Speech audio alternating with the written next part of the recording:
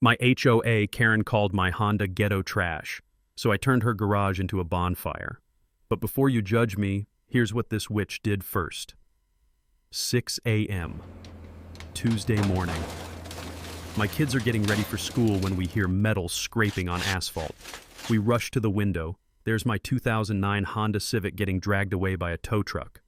Karen Whitmore, our HOA president, stands there supervising like she's conducting a symphony of destruction. My family's only car, gone. 3 hours later, the crusher flattens it at the junkyard. Family photos in the glove compartment. Diego's baseball glove in the back. Sophia's inhaler. All destroyed because Karen decided my reliable Honda was lowering property values. They crushed my family's lifeline while my kids watched through the window. So yeah, I made sure they'd never park their luxury cars again.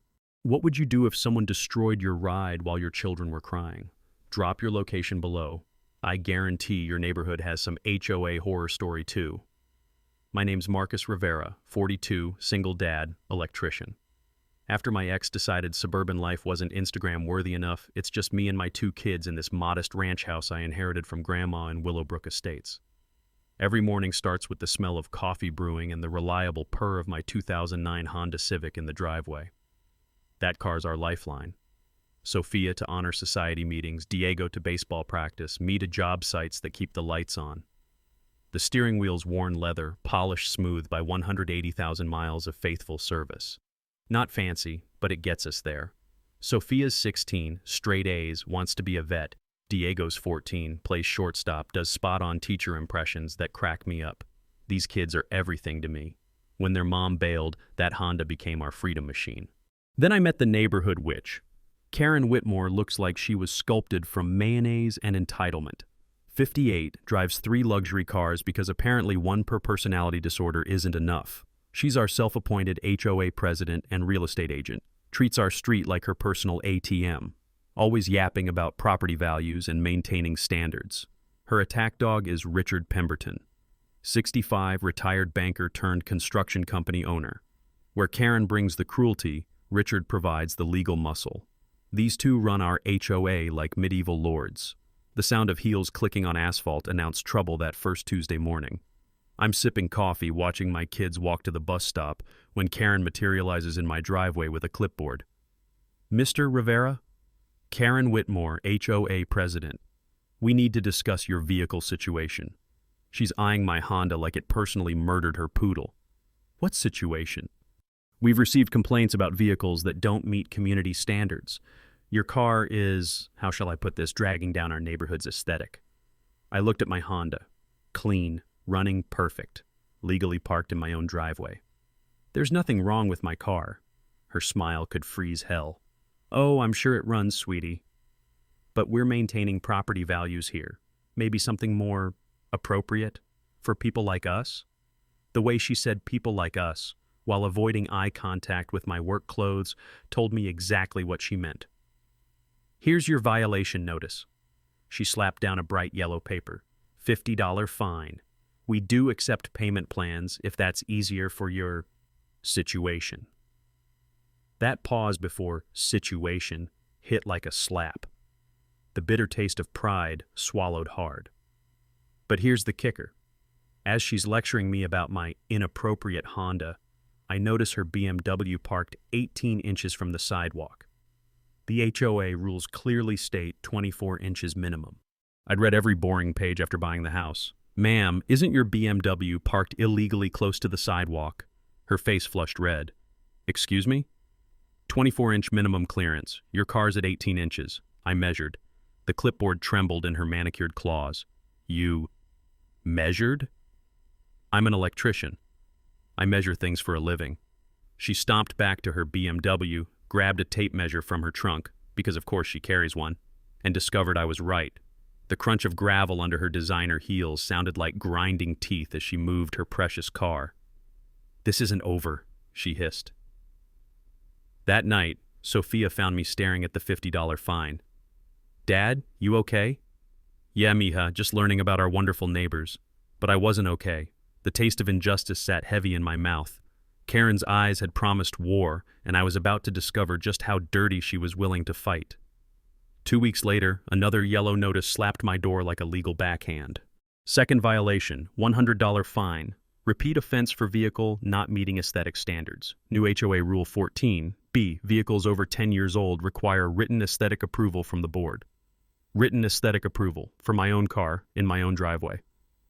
The smell of diesel fumes hung thick as Karen marched down my street with her clipboard army, 3 board members trailing like obedient ducklings. She was conducting a formal inspection of my Honda for the whole neighborhood to witness. "Document the rust spots," she announced loud enough for everyone to hear. Mrs. Chen stopped watering roses. The Martinez family paused their yard work. Even little Timmy Walsh stopped his bike to stare. Karen circled my car like a health inspector examining a plague rat. Click, click, click went her camera phone. Note the faded paint, the worn treads, the general deterioration. My Honda sat there maintaining its dignity while being publicly humiliated. "What exactly are you doing?" I called from my porch. "Documenting violations, Mr. Rivera. This vehicle fails our new aesthetic standards. New standards, created specifically for me." That's when I remembered something my old foreman used to say. "Marcus, when someone changes the rules mid-game, you better learn those rules better than they do." So I grabbed my tape measure and took a little walk. Karen's BMW was blocking the Martinez mailbox. Clear postal violation. Her Mercedes sat in guest parking, but she lived here. According to the very bylaws she'd been quoting, residents couldn't park in visitor spots. I'd actually read those boring documents cover to cover when I bought Grandma's house, unlike most homeowners who just sign and pray. I documented everything. Photos, measurements, timestamps, then spent 3 hours at the library digging through county records and HOA filings. Turns out, half of Karen's violations didn't exist in our actual covenants. She'd been making up rules as she went along. The next morning, I delivered my own yellow notice to Karen's door. Violation notice.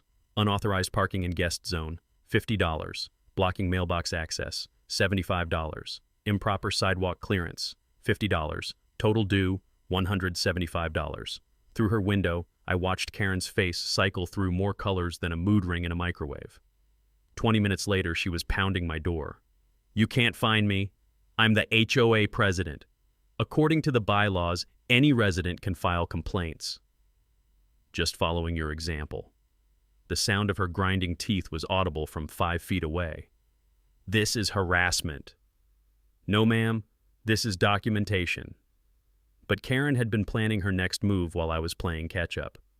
That evening, Mrs. Chen knocked on my door looking troubled. "Marcus, Karen came by asking strange questions about your family today." My stomach dropped. "What kind of questions?" "About Sophia and Diego. Whether they're supervised properly. Whether you provide adequately for them." Her voice dropped to a whisper. She was taking notes, asking if I'd ever witnessed inappropriate behavior from your household. The evening breeze felt like ice water in my veins. "I told her your children are the most polite, well-behaved kids on this street," Mrs. Chen continued. "But Marcus, I think she's building some kind of case." This wasn't about cars anymore. She was threatening my kids. Here's what I learned that night while surrounded by HOA documents and violation notices. When someone escalates beyond property disputes to family attacks, you're not dealing with a neighbor anymore. You're dealing with someone who views you as an enemy to be destroyed. I also discovered something else buried in those covenant papers. Our HOA's formation documents were filed in 1987, but the neighborhood was built in phases through 1995. That meant at least 40% of current residents never actually signed the original agreement. My grandmother's house was built in 1992. She'd never signed anything. The weight of those papers felt heavier than any electrical conduit I'd carried, but now they contained ammunition. Sophia walked past on her way to bed, stopped, and squeezed my shoulder. "Dad, whatever that lady's doing, we're with you." "Thanks, mija. Just sorting out some adult nonsense." But inside, rage burned white hot. Karen had crossed the line from petty power trip to threatening my family. The taste of cold coffee mixed with fury as I planned my next move. If she wanted to play dirty, I'd show her what an electrician who's worked construction sites for 20 years considers a real fight. Because there's one thing Karen didn't understand about blue-collar guys like me.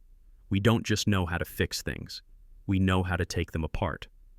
A week later, Karen upped the ante with a certified letter that made my blood pressure spike. Final notice. Third violation, $200 fine. Buys. Failure to comply will result in property lien proceedings. Vehicle must be removed within 48 hours or face immediate towing and disposal. Disposal, like my Honda was garbage. The thick paper crackled between my fingers as I read the legal jargon. Richard Pemberton's construction company letterhead was stamped at the bottom as HOA Legal Counsel. These two were tag-teaming me with official-looking threats. That morning, the acrid smell of exhaust filled the air as Karen made her power move. A bright yellow violation, subject to towing sticker appeared on my windshield like a scarlet letter. She'd done it while I was at work, ensuring maximum neighborhood visibility. Mrs. Martinez caught me scraping it off that evening. "Marcus, this is getting crazy. She put the same sticker on our pickup truck yesterday." "Your truck's only 8 years old." That's what I told her. She said the scratches on the tailgate were unsightly, made us move it to the back alley. The taste of injustice was getting stronger. Karen wasn't just targeting me anymore. That night, I did what any desperate single dad would do. I called legal aid. The volunteer lawyer, a tired-sounding woman named Patricia, gave me the crash course I needed. HOA liens require specific legal procedures, she explained. They can't just slap one on your property without following state notification laws. Also, if more than 60% of your neighborhood was built after the original HOA formation, the whole thing might be invalid. 60%. I started doing math on the back of an envelope. "Here's what you need to know," Patricia continued. "Document everything. File complaints with your state's HOA Oversight Division. And never, ever ignore certified letters. That's how they win by default." The next morning, I took a different approach. Instead of fighting Karen's rules, I decided to use them. I spent my lunch break driving through Willowbrook Estates with a notepad, documenting every violation I could find. The Johnsons had Christmas lights still up in March. The Patel family's fence was 6 inches too high according to the architectural guidelines. Karen's own hedge was growing into the sidewalk easement. But the real gold mine was Richard Pemberton's house. His construction trucks were parked on the street overnight, commercial vehicles prohibited in residential areas. His work trailer sat in his driveway for weeks, clearly violating the temporary storage rules. Best of all, he'd built an unauthorized shed that was 4 feet too close to his property line. I filed 17 violation complaints that afternoon, complete with photos, measurements, and cited regulations. The sound of my printer working overtime was like music to my ears. Karen's phone started ringing before I'd even finished delivering the notices. By evening, I had a new ally. Jake Martinez knocked on my door carrying a beer and a folder. "Dude, Karen came screaming at me about harassment campaigns today. Said you were filing frivolous complaints." He grinned. "So I did some digging of my own." Jake worked in IT for the county assessor's office. What he'd discovered made my heart race. Karen's been claiming HOA fees as business deductions on her taxes for 8 years. Problem is, she's not supposed to profit from HOA activities. Richard's construction company has received over $47,000 in maintenance contracts from HOA funds, but I can't find receipts for most of that work. The folder he handed me contained bank statements, tax records, and contract copies. My hands actually shook as I flipped through the pages. "How did you get all this?" "Public records, mostly. HOA financials are supposed to be transparent. Took some digging, but it's all legal." We spent the next hour going through documents. The pattern was clear. Karen and Richard had been treating HOA funds like their personal piggy bank. Landscaping, that never happened. Repairs that were never made. Equipment purchases that couldn't be accounted for. But Karen's nastiest surprise was yet to come. The next morning, Sophia came downstairs in tears. "Dad, kids at school are saying weird things about our family. That we're poor. That you can't take care of us properly." The rage that shot through me felt like touching a live wire. Karen had recruited teenagers in her smear campaign. "Mija, you know that's not true, right?" "I know, but..." Madison's mom is on the HOA board. She told Madison that maybe Sophia should spend more time at stable homes until our situation improves. That evening, I found a business card stuck in my door frame. Child Protective Services. Someone had called in an anonymous concern about inadequate supervision and housing conditions. My hands trembled as I read the appointment notice. Karen had weaponized the system against my family. The bitter taste of fear mixed with fury as I sat at my kitchen table, surrounded by legal documents and violation notices. But buried in that pile was something Karen didn't know I'd found, those original HOA formation papers from 1987. She'd just declared war on the wrong electrician. Karen called an emergency HOA board meeting for Thursday night. The official notice appeared on every door in the neighborhood like a declaration of war. Emergency session, addressing problem resident behavior, community safety concerns, mandatory enforcement actions, problem resident. She wasn't even pretending this wasn't personal anymore. The meeting was held in the community center, and Karen had stacked the deck. Richard Pemberton sat at her right hand like a loyal attack dog. 2 other board members flanked them, the Hendersons, who owned the neighborhood's only McMansion and treated everyone else like peasants. About 20 residents showed up, most looking confused about why they'd been summoned on a work night. The fluorescent lights hummed overhead, casting harsh shadows that made Karen's face look even more severe. "We're here tonight because of an escalating situation," Karen began, her voice carrying that fake sweet tone that made my skin crawl. "One resident has been filing frivolous complaints, harassing board members, and creating a hostile environment for families." She didn't mention my name, but everyone's eyes found me sitting in the back row anyway. "Furthermore," Richard added, consulting his notes, "we've received reports of inadequate child supervision and property maintenance that threatens our community standards." The taste of bile rose in my throat. They were assassinating my character in front of my neighbors. Mrs. Chen stood up, her voice shaky but determined. "I've lived here 15 years. Marcus Rivera is one of the finest fathers I've ever known. His children are polite, well-behaved, and clearly loved." "Thank you, Mrs. Chen," Karen replied with a patronizing smile. "But we have documentation of concerning behaviors." That's when she pulled out her ace, a thick folder of photographs showing my Honda from every conceivable angle, plus printed emails from concerned neighbors about my aggressive complaint filing and questionable single-parent household. The sound of papers shuffling filled the awkward silence as residents absorbed Karen's carefully crafted narrative. "Therefore," Richard announced, "the board votes to authorize immediate vehicle removal for any resident refusing to comply with aesthetic standards. Effective tomorrow morning." "You can't just vote to steal someone's car," Jake Martinez called out from the middle of the room. "It's not stealing," Karen replied smoothly. "It's enforcement of community covenants every resident agreed to follow." But here's what Karen didn't know. I'd spent the week doing my own homework. "Actually," I said, standing up slowly, "I have some questions about those covenants." Karen's face tightened. "This isn't a Q&A session. According to Robert's Rules of Order, which you cited in your HOA bylaws, residents have the right to address the board during official meetings." The silence stretched like a taut wire. Karen clearly hadn't expected me to know parliamentary procedure. "Fine. Make it quick." I pulled out my own folder, the one containing the original 1987 HOA formation documents. Our neighborhood was built in 3 phases between 1987 and 1995. The original HOA agreement was signed by residents of Phase 1 only. Phases 2 and 3 were never properly incorporated into the HOA. According to state law, you need signatures from at least 60% of all residents to establish a valid Homeowners Association.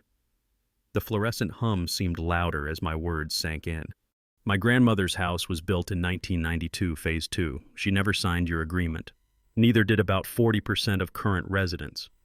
Richard leaned forward, his face flushing red. Those are old technicalities." "No, those are legal requirements. You've been operating an invalid HOA for years, collecting fees and imposing rules you have no authority to enforce." The room erupted in whispers. Karen's carefully controlled meeting was spiraling out of her grasp. "Furthermore," I continued, riding the wave of momentum, "I've filed complaints with the State Attorney General's office regarding financial irregularities in HOA fund management. $47,000 in payments to Pemberton Construction for work that was never completed." Richard shot to his feet. "Those are legitimate maintenance contracts." "Really? Then why can't anyone find receipts for the emergency roof repairs on the community center, or the landscape renovation that never happened?" The whispers turned to murmurs of concern. Other residents were pulling out their phones, probably calculating how much they'd paid in HOA fees over the years. Karen's voice cracked slightly as she tried to regain control.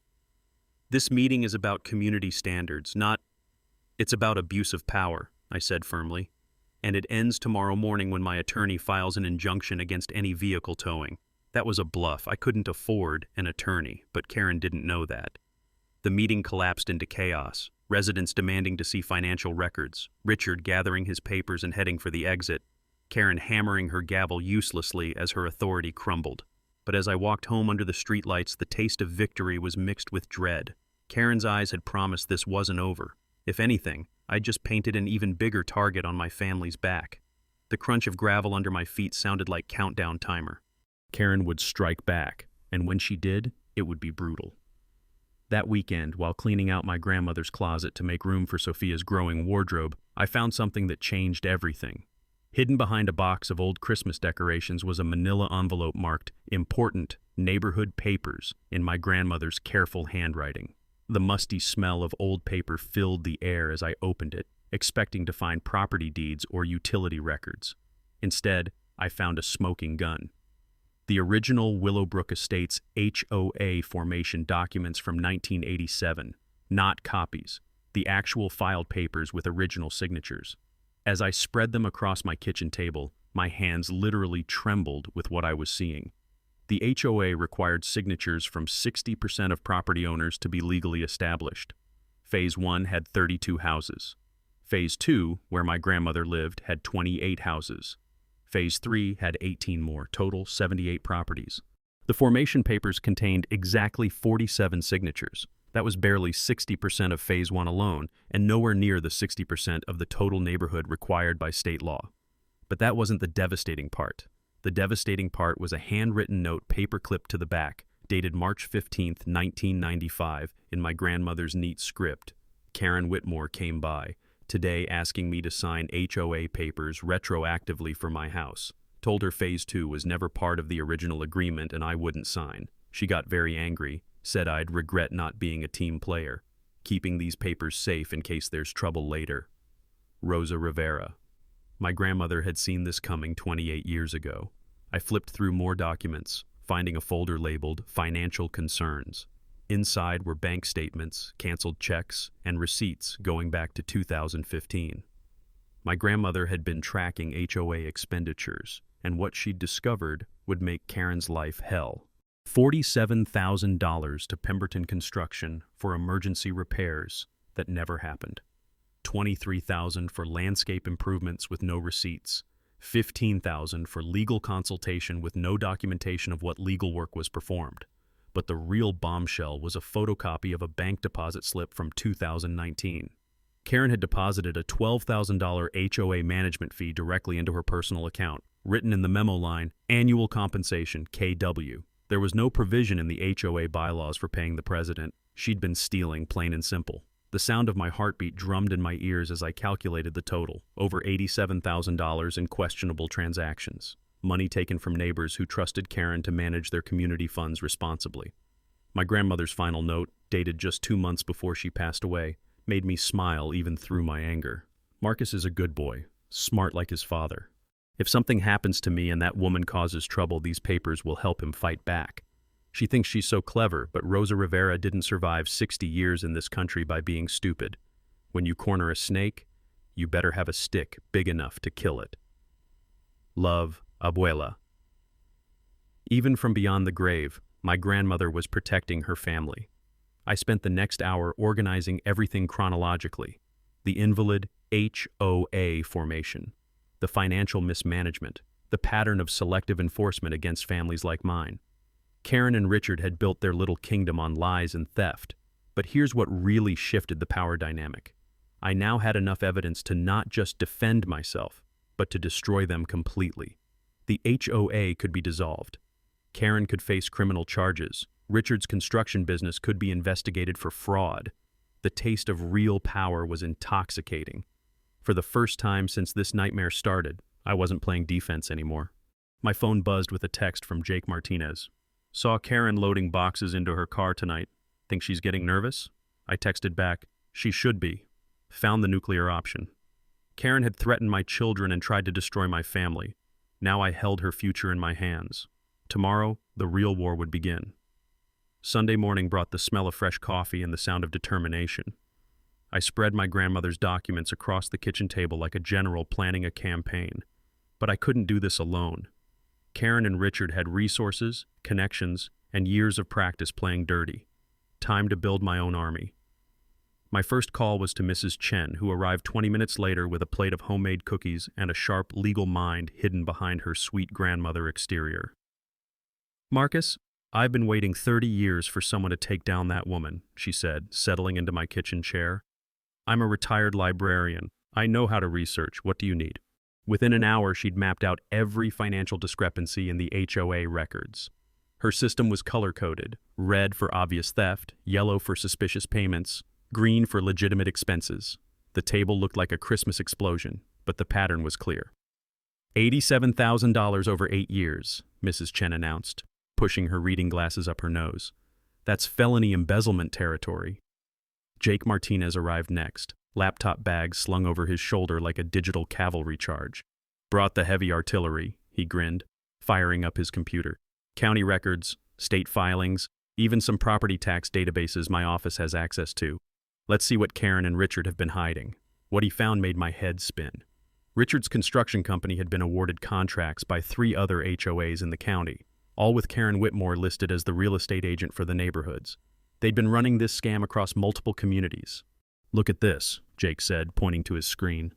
Pemberton Construction received $250,000 in HOA contracts over 5 years, but when I cross-referenced the work orders with actual permits filed, most of these projects never happened.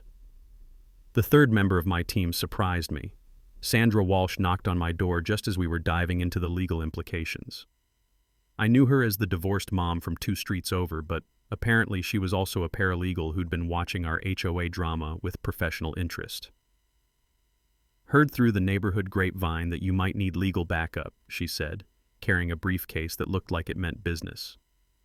"I've been dealing with Karen's harassment too. She tried to fine me for having a lawn that was insufficiently green, as if I control the weather. Sandra's expertise was exactly what we needed." She walked us through the process of filing complaints with the State Attorney General, the IRS, and the County District Attorney's Office. "Here's what most people don't know," she explained, spreading legal forms across my coffee table. "When HOA board members misuse funds, it's not just civil fraud, it's criminal theft. Karen and Richard could face jail time if we document this properly."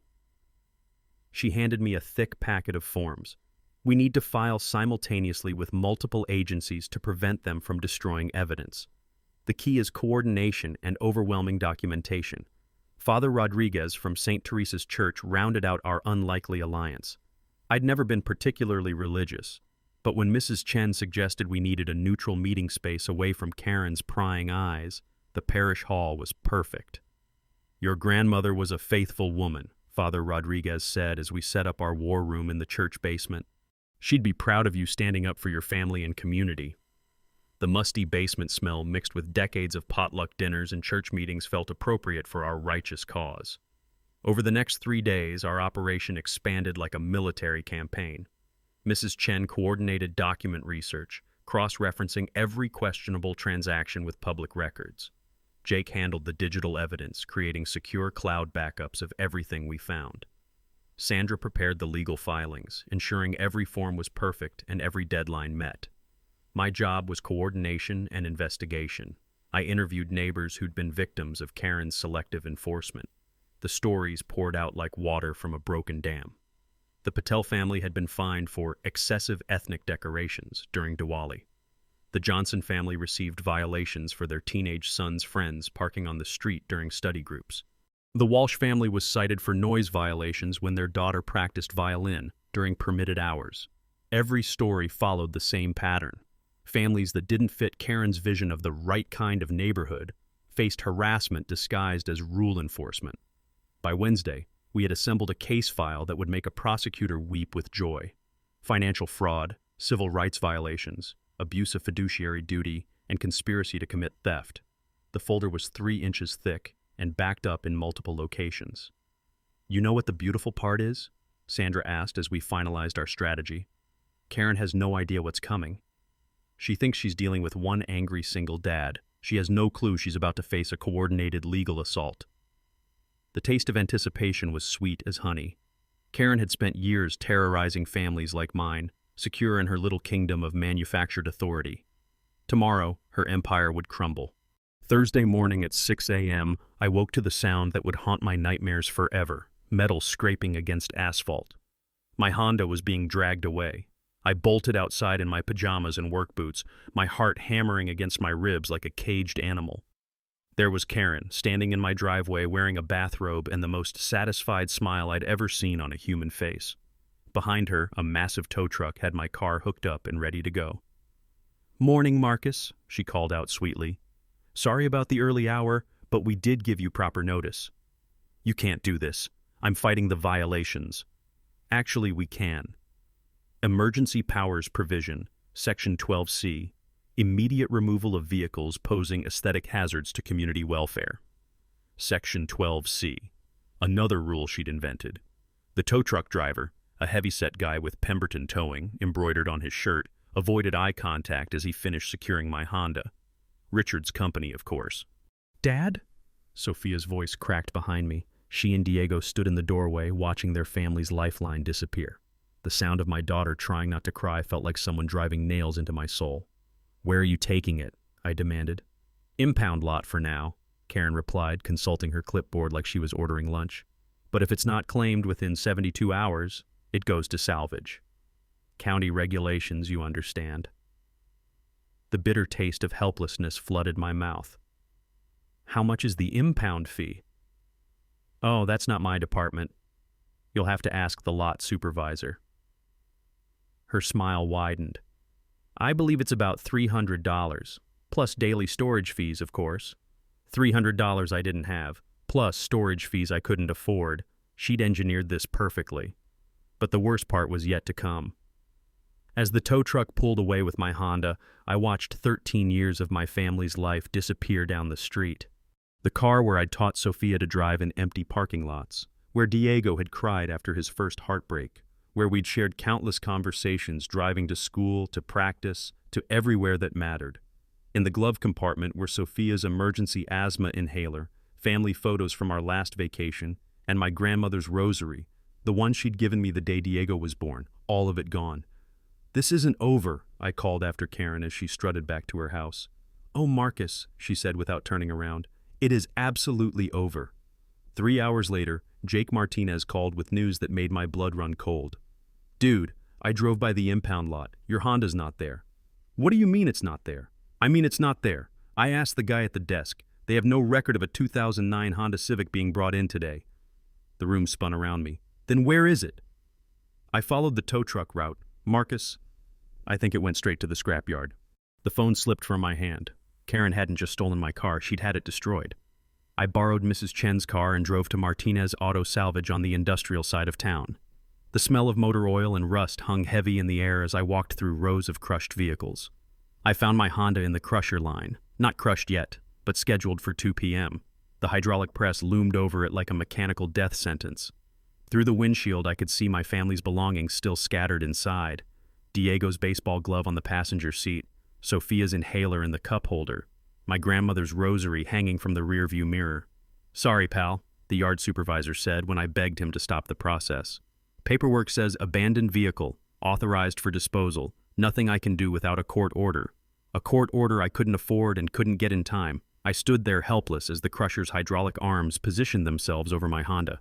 The sound of metal beginning to buckle was like listening to my family's heartbreak in real time. The windshield spider-webbed, then exploded inward. The roof collapsed slowly, methodically, crushing everything inside. My grandmother's rosary disappeared under twisted metal and shattered glass. When it was over, my Honda was a cube of compressed steel about the size of a refrigerator. 13 years of memories reduced to scrap metal worth maybe $50.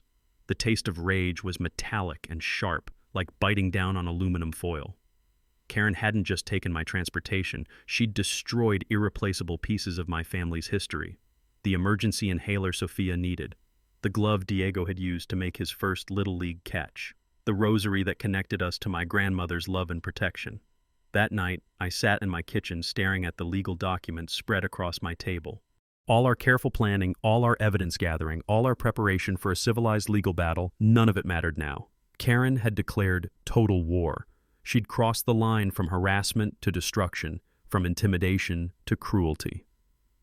The sound of my children crying themselves to sleep echoed through the house as I made a decision that would change everything. Some fights can't be won in courtrooms. Karen's victory lap started immediately. By Friday morning, she was strutting through the neighborhood like a conquering general, clipboard in hand, taking photos of other residents' violations with renewed enthusiasm. The sound of her heels clicking on concrete had become the neighborhood's soundtrack of fear. Mrs. Martinez got a notice for excessive garden gnomes. The Patel family received a fine for their decorative wind chimes being culturally inappropriate noise pollution. And even Father Rodriguez got cited for the church van parked in his driveway during his weekly visits to elderly parishioners. But Karen's real masterpiece was her social media campaign. Jake showed me the Facebook posts that evening, his face grim as he scrolled through Karen's feed. "Look at this garbage," he said, turning his laptop toward me. There was a photo of my crushed Honda at the scrapyard with the caption, "Sometimes tough love is necessary to maintain community standards. When residents refuse to cooperate with reasonable requests, enforcement becomes everyone's responsibility." Community first, #property values, Willowbrook strong. The comments section was a feeding frenzy of neighborhood gossip and manufactured outrage. Karen had painted herself as the reasonable authority figure forced to take extreme action against an unreasonable resident. But that wasn't the worst part. The worst part was her follow-up post featuring a photo of my house with Diego's bike in the front yard and Sophia's soccer cleats by the door. Concerned about supervision standards in our family-friendly community. Children deserve stable, responsible environments. Sometimes we must ask difficult questions about what's truly best for our youngest neighbors. Number child safety, number community standards. The implication was crystal clear. She was publicly questioning my fitness as a parent, building a narrative that my kids were at risk because of my irresponsible behavior. Sandra Walsh called that afternoon, her voice tight with professional concern. "Marcus, I got a call from Child Protective Services. Someone filed another complaint. They want to do a home inspection next Tuesday." The room tilted sideways. Another complaint? Anonymous tip about unstable housing conditions and inadequate supervision. They're required to investigate even when the complaint is obviously malicious. That evening, Richard Pemberton played his card. A certified letter arrived via overnight delivery, thick with legal letterhead and intimidating language. Notice of intent to file civil suit, defamation, harassment, and intentional interference with business operations. Monetary damages sought, $50,000 plus attorney fees. $50,000, more money than I'd see in 2 years. The letter accused me of maliciously spreading false information about Richard's construction business and coordinating a harassment campaign against HOA board members. It demanded I cease all defamatory activities and provide written apology within 10 days or face immediate litigation. But here's what Karen and Richard didn't know. I'd been documenting everything too. While they were celebrating their apparent victory, I was putting the finishing touches on my own campaign. Mrs. Chen had compiled a comprehensive financial audit showing exactly where every stolen dollar had gone. Jake had traced the paper trail connecting Karen's real estate commissions to inflated property values based on fraudulent HOA enforcement. Sandra had prepared criminal referrals to 3 different law enforcement agencies. The smell of fresh ink filled my kitchen as I printed the final copies of our evidence packages. 87 pages of documentation proving systematic fraud, embezzlement, and civil rights violations spanning 8 years. But the real ammunition was something I'd kept to myself. Security camera footage from my neighbor's house showing the tow truck driver taking direct orders from Karen before crushing my car. Not impounding it, not storing it, crushing it immediately to destroy evidence and inflict maximum emotional damage. That was criminal destruction of property with premeditation, a felony. Father Rodriguez had provided the perfect venue for my counterattack. The monthly community potluck was scheduled for Saturday evening in the church hall, and Karen never missed an opportunity to play the gracious community leader in front of a crowd. "You sure you want to do this publicly?" Sandra asked as we prepared the presentation. "Once you reveal everything, there's no going back." "She made it public when she posted photos of my children on Facebook," I replied. "She destroyed my family's car while my kids watched. She threatened to take my children away from me. The taste of anticipation was sharp and electric. Karen thought she'd won by crushing my Honda and intimidating my family. She had no idea that her moment of triumph was about to become her complete destruction. Saturday evening, I loaded my truck with a laptop, projector, and boxes of evidence. Mrs. Chen rode shotgun, clutching her financial analysis like a weapon. Jake followed in his car with backup drives and additional documentation. Sandra brought her legal briefs and a direct line to the district attorney's office. As we pulled into the church parking lot, I saw Karen's BMW gleaming under the streetlights, positioned prominently near the entrance like a throne waiting for its queen. The sound of laughter and conversation drifted from the church hall where our neighbors were gathering for what they thought would be a normal community dinner. They had no idea they were about to witness the fall of a tyrant. The church hall buzzed with the familiar sounds of community potluck night. The smell of casseroles and homemade desserts filled the air as 43 neighbors gathered around folding tables, chatting about weekend plans and weather forecasts.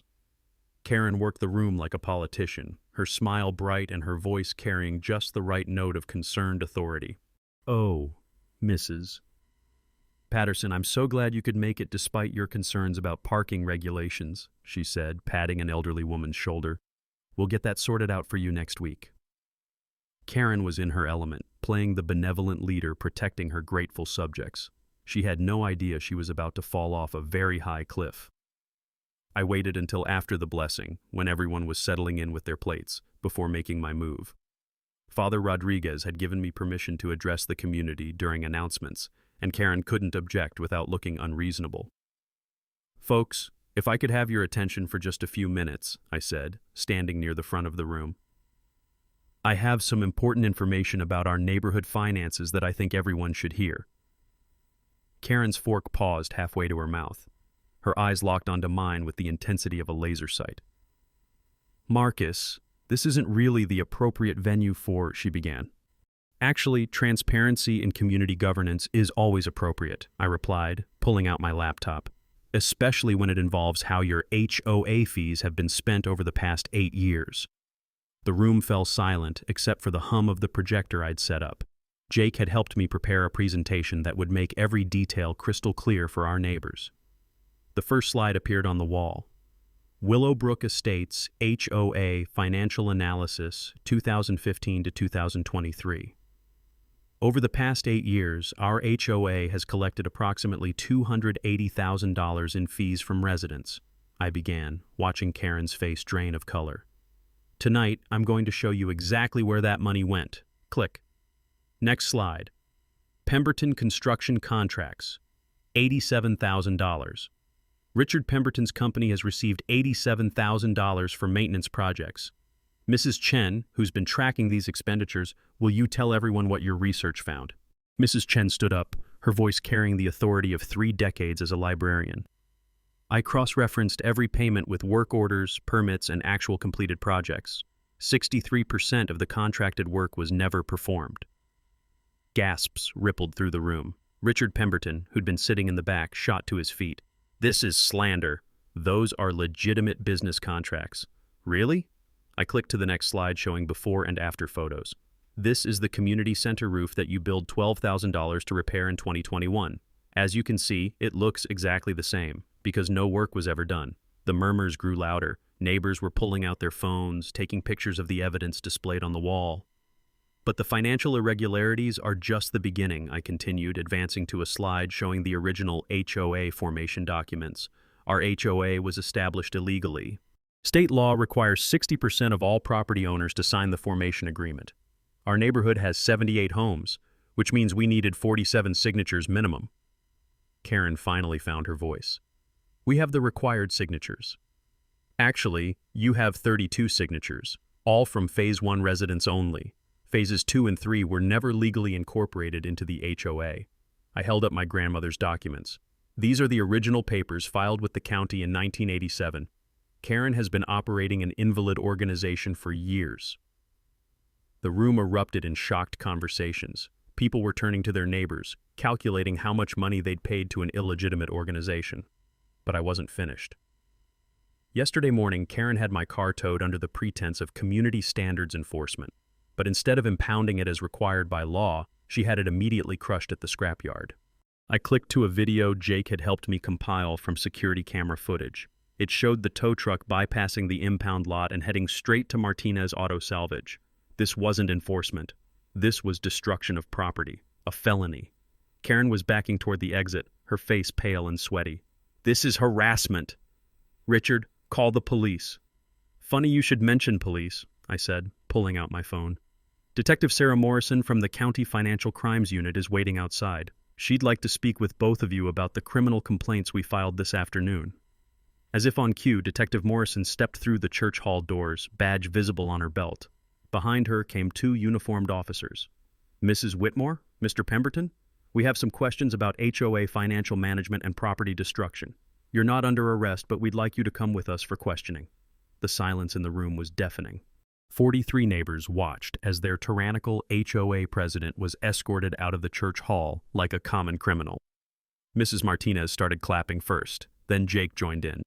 Within seconds, the entire room was applauding as Karen and Richard were led away. "There's more," I announced over the applause. "Channel 7 News will be running a special investigation into HOA fraud countywide starting Monday. Our neighborhood's going to be featured prominently." Karen's final humiliation was complete. The woman who'd terrorized families for years, who'd destroyed my children's belongings and threatened my family, was about to become the poster child for HOA corruption on primetime television. The taste of justice was sweeter than any dessert that potluck could offer. 3 weeks later, the metallic click of handcuffs on Karen Whitmore's wrists was the sweetest sound I'd ever heard. She pled guilty to embezzlement and criminal destruction of property, receiving 18 months in county jail plus full restitution to every family she'd terrorized. Richard Pemberton faced federal charges for wire fraud and conspiracy. His construction empire crumbled when investigators discovered he'd been running the same scam across 5 neighborhoods, stealing over $300,000 from hardworking families who trusted their HOA boards. The insurance settlement from my Honda's destruction bought a reliable 2018 Toyota Camry, silver, spotless, and tyrant-proof. The smell of new car interior mixed with my kids' laughter as Sophia got her replacement inhaler for the glove compartment and Diego found an even better vintage baseball glove at a thrift store. But the real transformation was our neighborhood itself. The morning after Karen's arrest, spontaneous block parties erupted like flowers after rain. The aroma of backyard barbecues replaced the stench of fear that had hung over our streets for years. The Patel family's colorful Diwali decorations bloomed without shame. Mrs. Martinez defiantly added 3 more garden gnomes, each one a middle finger to arbitrary authority. We voted unanimously to dissolve the HOA forever. In its place, we created the Willowbrook Neighborhood Cooperative, voluntary, supportive, and focused on building community rather than breaking spirits. Mrs. Chen became our coordinator, not dictator, because nobody wanted to recreate Karen's reign of terror. Property values soared after Karen's exile. Turns out, happy neighborhoods sell better than fearful ones. Revolutionary concept. The recovered HOA funds became something beautiful. The Rosa Rivera Community Fund, named after my grandmother who'd seen Karen's corruption coming decades ago. We've already helped the Martinez family rebuild after storm damage and sent 3 local kids to trade school on full scholarships. Sophia joined the Honor Society and wrote her college essay about fighting systematic injustice. She's studying law now, specializing in housing rights, because this fight showed her that regular people can change broken systems.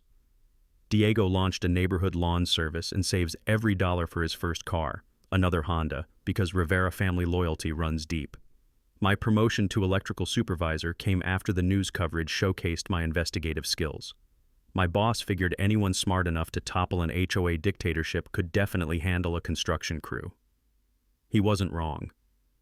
Every morning now, I sip coffee on my front porch, watching my children walk to school without looking over their shoulders.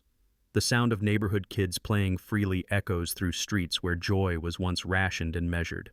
Cars of every age and style park proudly in driveways, celebrating diversity instead of enforcing conformity. Our annual Freedom Festival last month drew 300 people from surrounding communities. Food trucks, live music, and children running wild without anyone timing their laughter or measuring their noise levels. Local news called it a masterclass in grassroots democracy.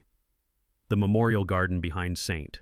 Teresa's holds my favorite edition, a simple stone marker reading, "In memory of Rosa Rivera, who taught us that justice delayed is not justice denied." My grandmother's rosary may have been crushed with my Honda, but her wisdom guides every family that refuses to bow to petty tyrants.